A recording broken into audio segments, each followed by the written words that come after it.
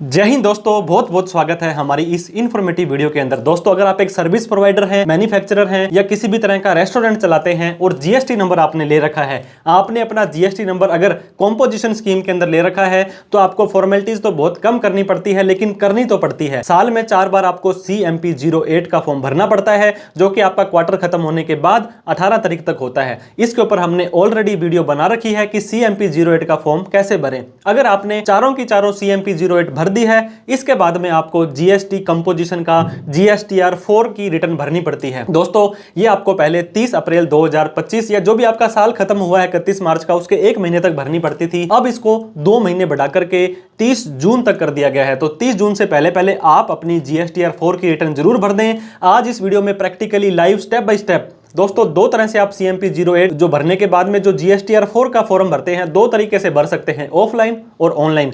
इन दोनों ही तरीकों को हमने कम से कम टाइम के अंदर आपको बढ़िया से बढ़िया तरीके से समझाने की कोशिश की है। फिर भी कोई डाउट, क्वेरी, क्वेश्चन हो, किसी भी तरह की हेल्प आपको चाहिए हो, तो हमारे नीचे दिए गए नंबर पर आप हमें कॉल, मैसेज, व्हाट्सएप कर सकते हैं। तो देर ना करते हुए GSTR 4 की return live practically step by step GST के पोर्टल पर जाकर के भरना सीख लेते हैं। तो दोस्तों, GSTR 4 भरने के लिए आपको किसी भी ब्राउजर में आ जाना है। लैपटॉप या कंप्यूटर का प्रयोग करें, मोबाइल का प्रयोग ना करें। यहां पे आने के बाद आपको gst.gov.in लिख देना है। आपको पता होगा, अगर आपने GST नंबर ले रखा है तो यूजर आईडी पासवर्ड आपके पास होता है, तो आपको यहां पे लॉगिन के ऊपर क्लिक कर देना है। जैसे ही आप लॉगिन पर क्लिक करेंगे, अब दोस्तों यहां पे आपको यूजर आईडी और पासवर्ड पूछा जाएगा। ये यूजर आईडी और पासवर्ड पता होना बहुत जरूरी है। अगर नहीं पता है तो जिस व्यक्ति ने आपका GST नंबर लिया था, वहां पे आप उसको GST का यूजर आईडी पासवर्ड मांग सकते हैं। अगर GST में आपका मोबाइल नंबर या मेल आईडी दे रखी है तो फॉरगेट यूजर नेम या फॉरगेट पासवर्ड भी आप कर सकते हैं। तो दोस्तों, हम यहां पे अपना यूजर नेम डाल देते हैं। यूजर नेम के बाद में आपको अपना पासवर्ड डाल देना है, जो कि प्यारा सा सुंदर सा पासवर्ड होता है। फिर आपको अपना ये कैप्चा कोड डालने के बाद लॉगिन बटन पर क्लिक कर देना है। तो सक्सेसफुली आप इस तरह से दोस्तों अपने GST के पोर्टल पर लॉगिन हो जाएंगे। GSTR 4 भरने के 2 तरीके हमने आपको बताए थे। आप इसे ऑनलाइन भी भर सकते हैं और आप इसे ऑफलाइन भी भर सकते हैं। अब दोस्तों, एनुअल रिटर्न आपको आपकी कहां मिलेगी? आप सर्विसेज में आएंगे, रिटर्न में आएंगे। रिटर्न में आने के बाद एनुअल रिटर्न आपको दिखाई दे रही है, लेकिन यहां पे जाने की आपको जरूरत नहीं है। थोड़ा सा नीचे आएंगे आप, तो आप ये देख सकते हैं रिटर्न डैशबोर्ड, क्रिएट चालान और इसके बाद में एनुअल रिटर्न का ऑप्शन आ रहा है। इसके ऊपर आपको सिंपली क्लिक कर देना है। दोस्तों, अगर आप अपनी एनुअल रिटर्न को ऑनलाइन भरना चाहते हैं तो आपको ज्यादा यहाँ पे टेंशन लेने वाली बात नहीं है, ज्यादा वर्किंग आपकी नहीं होगी। अब हमारा 31 मार्च 2025 को फाइनेंशियल ईयर 24-25 खत्म हुआ था, उसको सेलेक्ट कर लेंगे और सर्च के ऊपर क्लिक कर देंगे। जैसे हम नीचे आएंगे, GSTR 4 एनुअल रिटर्न हमें दिखा रहा है। ड्यू डेट आपको पता होगा 30/6 है। इसके बाद में आपकी लेट फीस चालू हो जाएगी। अब आपको प्रिपेयर ऑनलाइन और अपलोड डाउनलोड, अगर आपका दोस्तों 1-2 बायर है, मतलब आप ज्यादा किसी से परचेज नहीं करते हैं, तो सिंपली प्रिपेयर ऑनलाइन पर जा सकते हैं। हम आपको दोनों ही ऑप्शन इस वीडियो में बताने वाले हैं। पहले आपको प्रिपेयर ऑनलाइन के ऊपर चले जाएंगे। जैसे ही आप प्रिपेयर ऑनलाइन पर बताएंगे तो जैसे ही नीचे आएंगे, अब आपके पास यहाँ बेसिक सारा डाटा आ जाएगा। अब आपसे 3 नंबर में पूछा जा रहा है aggregate turnover of previous financial year. तो दोस्तों 3 नंबर में आपका पिछला फाइनेंशियल ईयर, अभी आप 31/3/25 की रिटर्न भर रहे हैं, जो कि फाइनेंशियल ईयर 24-25 है। इससे पहले वाला साल फाइनेंशियल ईयर 23-24 में आपकी कितनी टर्नओवर थी वो आपको यहाँ पे डालनी है और सेव कर देनी है। अगर आपका पहले कुछ टर्नओवर नहीं था तो सिंपली आप 0 भी डाल सकते हैं। अगर आप नील की रिटर्न भरना चाहते हैं तो दोस्तों सिंपली इस चेकबॉक्स पर क्लिक कर देंगे। अगर आप एलिजिबल होंगे तो नील की रिटर्न भी आप भर सकते हैं।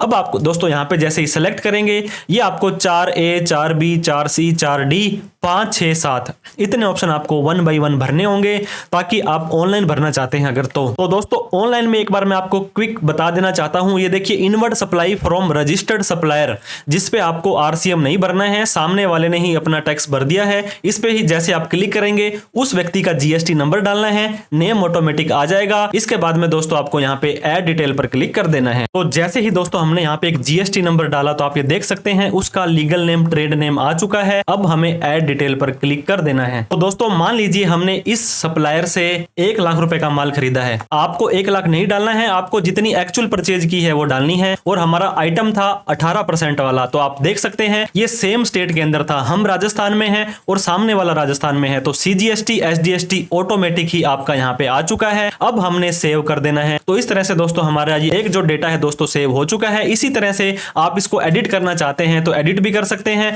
और इसी से अगर किसी और परसेंटेज वाला आइटम ले रखा है, मान लीजिए हमने 1 लाख रुपए का माल 5% वाला भी ले रखा था, 1 लाख रुपए का 5% 2,500 रुपए यहां पर भी ऑटोमेटिक हमारा आ चुका है। तो ऐसा नहीं है कि आप एक ही इनवॉइस डाल सकते हैं, हो सकता है एक पार्टी से आपका हर परसेंटेज का आइटम आ रहा हो, इसको डिलीट भी कर सकते हैं और भी ऐड यहां पे आप कर सकते हैं। तो इस तरह से दोस्तों आप अपने यहां पे डिटेल इनवर्ड सप्लाई जो रजिस्टर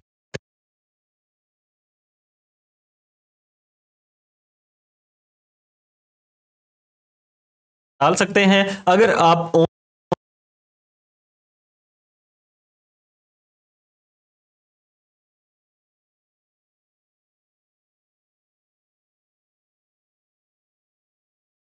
को क्लिक करेंगे, यहाँ पे अपना जीएसटी नंबर डालना है, ऐड डिटेल पर क्लिक करके उसकी भी डिटेल आपको यहाँ पे डाल देनी है। फिर दोस्तों तीसरा ऑप्शन आता है inward supply from unregistered supplier. ऐसा सप्लायर जो सामने वाला जीएसटी में रजिस्टर्ड ही नहीं था और उससे आपने सप्लाई ली है, तो यहाँ पे अगर रिवर्स चार्ज एप्लीकेबल होता है तो इस पर टिक लगाना है। रिवर्स चार्ज नहीं होता है तो आपको कोई डिटेल डालने की जरूरत नहीं है, सिंपली यहाँ पे ऐड बटन पर क्लिक करेंगे। मान लीजिए आपने 1 लाख रुपए का कोई आइटम खरीदा था और आप इसको सिंपली सेव कर देंगे, तो ये भी आपका सेव हो जाने वाला है। आप यहां पे 4A-B-C पर डाल चुके हैं। Import of service, import of service में मोस्ट ऑफ द केसेस में कुछ नहीं होता है दोस्तों, तो आपको यह भी खाली छोड़ देना है। अगर आप कुछ करना चाहते हैं तो प्लस के निशान पर बटन पर क्लिक करके आप इंपोर्ट ऑफ सर्विस का डेटा डाल सकते हैं। इसके बाद में समरी ऑफ CMP-08, मतलब दोस्तों जो आप हर 3 महीने बाद CMP-08 का फॉर्म भरते हैं जहां पे आप अपना टैक्सेबल सेल का 1% दिखाते हैं, ये आपका ऑटोमेटिक आ जाने वाला है। आप ये देख सकते हैं टोटल सेल आपकी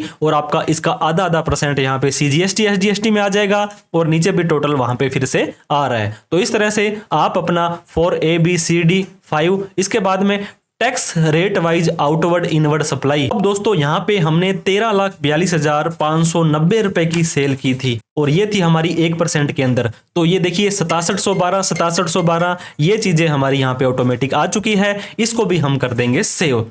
अब हमारा रह जाता है दोस्तों TDS TCS का क्रेडिट जो रिसीव हुआ था, इसमें भी रेगुलर वालों का ज्यादा झंझट नहीं होता है, टेंशन की बात नहीं है। अब आपको क्या करना है दोस्तों, सेव बटन पर क्लिक कर देना है। तो दोस्तों सारा का सारा डेटा डालने के बाद हमें कंप्यूट लायबिलिटी करनी है। कंप्यूट लायबिलिटी करने के बाद आप यहां पे रिफ्रेश कर सकते हैं। जैसे आप रिफ्रेश करेंगे तो सारा का सारा डाटा आप ये देख सकते हैं सेव हो चुका है। प्रोसीड टू फाइल पर आपको क्लिक करना है, सारी की सारी समरी आपके पास आ चुकी है। जैसे ही कंटिन्यू पर क्लिक करेंगे तो दोस्तों तो आपको यहां पे इस चेकबॉक्स पर भी क्लिक करना है, जो साइनिंग पर्सन है उसका नाम सेलेक्ट करके फाइल GSTR4 कर देना है। तो इस तरह से दोस्तों आप अपना ऑनलाइन GSTR4 तैयार कर सकते हैं। लेकिन बहुत सारे लोगों का दोस्तों डेटा है बहुत ज्यादा होता है, एक्सेल के अंदर मेंटेन करना पड़ता है, तो हम आपको इसी ही वीडियो के अंदर ऑफलाइन भी GST की 4 की रिटर्न हम भरनी सिखा देते हैं। तो अब अगर आप दोस्तों अपनी GSTR4 को ऑफलाइन भरना चाहते हैं तो इस वीडियो के आगे तक बने रहें। ये देखिए 4 नंबर पर डाउनलोड का ऑप्शन आ रहा है, यहाँ पे क्लिक करके ऑफलाइन टूल पर आपको क्लिक कर देना है। अब दोस्तों यहाँ पे GSTR4 offline tool quarterly filing इस तरह से ऑप्शन आ रहा है आपको,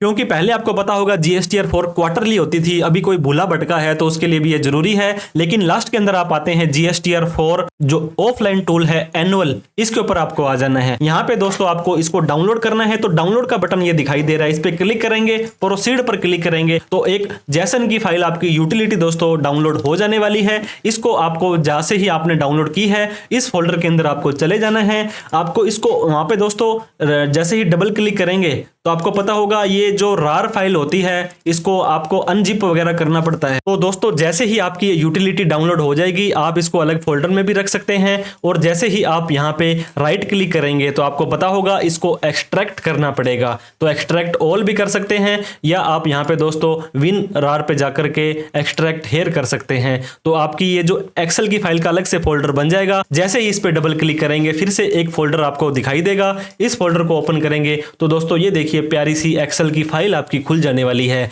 इसकी यूटिलिटी का वर्जन 2.4 है, तो आपको ध्यान देना है। अब इस यूटिलिटी को आपको अच्छे से भरना है ताकि आपको इन फ्यूचर में जब आप इसे अपलोड करें तो किसी भी तरह की दिक्कत का सामना ना करना पड़े। एनेबल एडिटिंग इस तरह का कोई आपके पास एरर आ रहा है तो उसको कर लें। फिर आपको दोस्तों एक एक स्टेप यहाँ पे आप देख सकते हैं मैक्रो भी ब्लॉक हो चुके हैं, तो आपको मैक्रोज भी इसके एनेबल करने पड़ेंगे। तो दोस्तों ये देखिए मैक्रो एनेबल अब आपके कैसे होंगे, इसके 2 ऑप्शन होते हैं। इस फाइल को एक बार आपको बंद करना पड़ेगा, इस जो एक्सेल की फाइल पे राइट क्लिक आपको करना है। तो यहाँ पे दोस्तों आप ये देख सकते हैं प्रॉपर्टीज ऑल्ट एंटर करके आता है, इस पे आपको क्लिक कर देना है। जैसे आप क्लिक करेंगे यहाँ पे आपकी सिक्योरिटी आ रही है, कस्टम आ रहा है, डाटा आ रहा है, प्रीवियस आ रहा है। तो दोस्तों आपको इस एक्सेल की फाइल में राइट क्लिक करना है। राइट क्लिक करने के बाद में काफी सारे ऑप्शन दिखाई देंगे, प्रॉपर्टीज पर आपको जाना है। यहाँ पे जाएंगे तो जनरल के अंदर ही नीचे नीचे आप ये देख सकते हैं सिक्योरिटी और अनब्लॉक का ऑप्शन दिखाई दे रहा है। इसको अनब्लॉक को क्लिक करेंगे, अप्लाई करेंगे, ओके पर क्लिक करेंगे। अब आपके मैक्रो अनेबल हो चुके हैं। इसको आपको डबल क्लिक करके इस एक्सेल की फाइल को, यूटिलिटी को खोल लेना है। अब दोस्तों आपको 1 बाय 1, वहां पे भी मैंने आपको बताया था 4A 4B 4C, इसके बाद में 6 नंबर 7 नंबर, ये सारे के सारे पॉइंट आपको 1 बाय 1 भरने पड़ेंगे। अब दोस्तों हमारे को जो ये होम पेज आ रहा है, इस पे जीएसटी नंबर पूछा जा रहा है। ये जीएसटी नंबर किसका डालेंगे? जिस व्यक्ति की ये जीएसटीआर 4 भर रहे हैं, कौन से फाइनेंशियल ईयर की हम भर रहे हैं। जो फाइनेंशियल ईयर आपको पता होना जरूरी है, फाइनेंशियल ईयर 24-25 की भर रहे हैं। 24-25 को हम यहाँ पे क्लिक कर देंगे। अब दोस्तों आपको यहाँ पे आ जाना है 4A के अंदर, B2B आ रहा है। इसके बाद में 4B के अंदर आ जाना है, 4C के अंदर, 4D के अंदर CMP08 का जो डेटा आता है आपका वो डालना है। इनवर्स सप्लाई है जो आपको मैंने बताया था 1% वाली यहाँ पे आ जाएगी। TDS TCS में यहाँ पे कुछ नहीं आने वाला है। तो दोस्तों GSTR 4 की जैसन की यूटिलिटी के बारे में मैंने आपको बताया। होम पेज पर आने के बाद आपको अपना GST नंबर फाइनेंशियल ईयर 24-25 डाल देना है। फिर 4A के अंदर जैसे आप आएंगे, जहां जहां से जिस सप्लायर से आपने जिस परसेंटेज का माल खरीदा है उसका GST नंबर, उसका स्टेट, उसकी सप्लाई कौन सी आती है, यहाँ पे कुछ ड्रॉप डाउन मेनू आ जाएंगे, वहीं से आपको सेलेक्ट करनी है। फिर आपकी टैक्सेबल वैल्यू कितना, उसके ऊपर जीएसटी का रेट था, IGST था, CGST SGST था, ये सारा का सारा डेटा डालने के बाद दोस्तों यहाँ पे आपको ऐड बटन का ऑप्शन आ रहा है, ऑटोमेटिक आपको इसको ऐड करना है। सारा का सारा डेटा आपके जितने भी बिल थे दोस्तों, यहाँ पे हम आपकी वैसे इस वीडियो में जितना बता सकते थे हम मैक्सिमम बता रहे हैं। अगर फिर भी आपको यहाँ पे कोई प्रॉब्लम आ रही है, आपके 4A के अंदर बहुत ज्यादा बिल आ रहे हैं, तो दोस्तों आप हमारी प्रोफेशनल हेल्प भी ले सकते हैं। आप हमारे नीचे दिए गए नंबर पर कांटेक्ट कर सकते हैं। अब जैसे ही वैलिडेट शीट के ऊपर क्लिक करेंगे, यहां पर भी कोई कमी नहीं होनी चाहिए। ये देखिए शीट सक्सेसफुली वैलिडेटेड हो चुकी है और कोई भी एरर नहीं पाया गया है।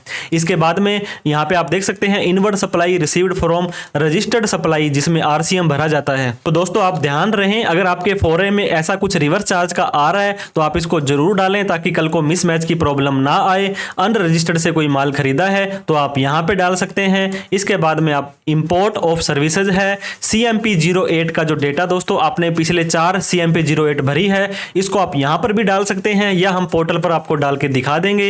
इसके बाद में इनवर्ड आउटवर्ड सप्लाई के अंदर 1% का हमारा ये माल था और 5% RCM में हमारा ये माल था। इसके अलावा TDS TCS क्रेडिट कुछ भी नहीं है। हम फिर से होम पेज पर आ जाते हैं।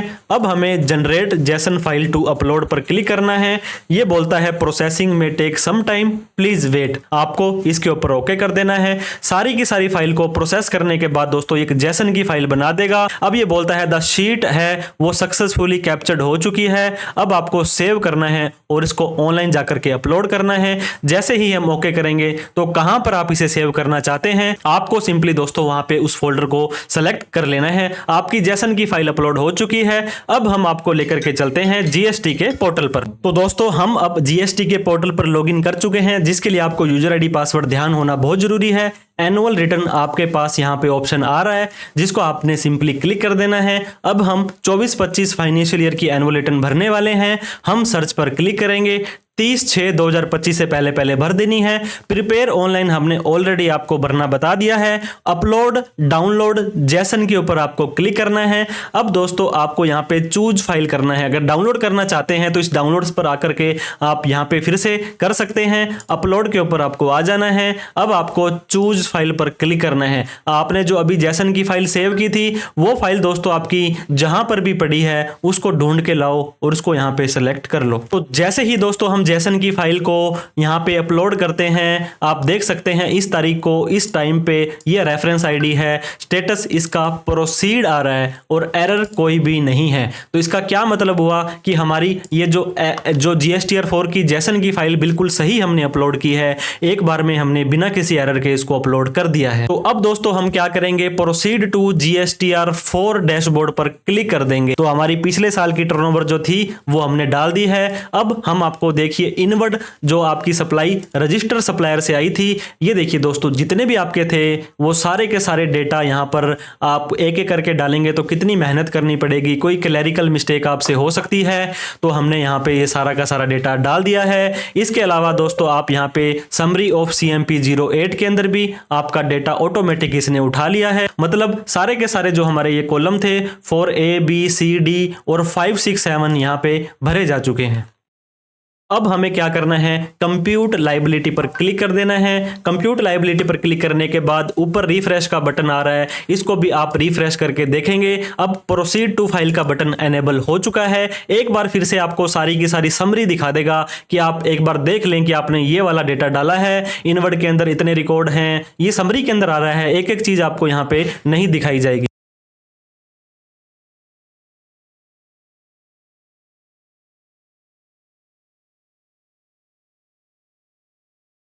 पेबल आ रहा था, आप ये देख सकते हैं इस तरह का रेड कलर में एक एरर भी आ रहा है, एडिशनल कैश रिक्वायर्ड। तो इतना कैश आपको और भरना पड़ेगा। तो नीचे जैसे आप आएंगे सीधे ही फाइल नहीं कर पाएंगे, आपको क्रिएट चलान के ऊपर क्लिक कर देना है। जैसे ही क्रिएट चलान पर क्लिक करेंगे जितना पैसा और आपको भरना बनता था वो आप ई पेमेंट पर आएंगे, जनरेट चलान पर क्लिक करेंगे। अब दोस्तों नीचे आने के बाद भीम UPI वगैरह का कोई भी आप यहाँ पे बैंक को सिलेक्ट करेंगे, आई एग्री पर क्लिक करेंगे, मेक पेमेंट पर आपको क्लिक कर देना है। अब दोस्तों क्या होगा, आपको उस बैंक के थ्रू, अगर आपका इस बैंक में खाता नहीं है तो कोई टेंशन वाली बात नहीं है, UPI पर क्लिक करेंगे और पे, रोजर पे या जो भी ऑप्शन आ रहा है